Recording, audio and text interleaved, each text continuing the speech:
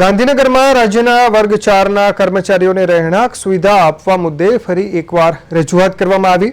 વર્ગ 4 કર્મચારી મહામંડળ દ્વારા મુખ્યમંત્રીને લેખિતમાં રજૂઆત કરવામાં આવી અને પ્લોટ ફાળવવા અથવા પ્રધાનમંત્રી આવાસ યોજના હેઠળ 2 BHK મકાન ફાળવવાની માંગ કરવામાં આવી।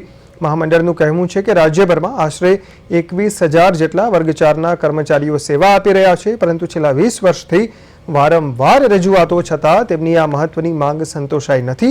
કર્મચારીઓએ સરકારને આ મુદ્દે તાત્કાલિક અને ન્યાયસંગત નિર્ણય કરવા જિલ્લા યુનિટના વર્ગ 4ના બાકી રહી ગયેલ કર્મચારીઓ જે પ્લોટમાં બાકી રહી ગયા છે તેમને પ્રધાનમંત્રી આવાસ યોજના હેઠળ 2 BHK ફ્લેટ મેળવવા બાબતની રજૂઆત આજે માનનીય મુખ્યમંત્રી સાહેબની કરી।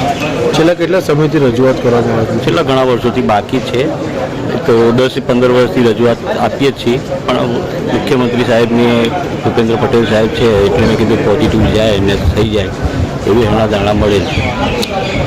ગાંધીનગર જિલ્લામાં વર્ગ 4ના કેટલા કર્મચારીઓ કામ કરે છે અને રાજ્યની જો વાત કરીએ તો રાજ્યમાં કેટલા કર્મચારીઓ છે? રાજ્યની અંદર ટોટલ 21,000 કર્મચારીઓ છે અને ગાંધીનગર જિલ્લામાં બહુ ઓછા કર્મચારીઓ છે, પણ અમારી રજૂઆત ખાલી પ્લોટમાં બાકી રહી ગયેલ કર્મચારીઓ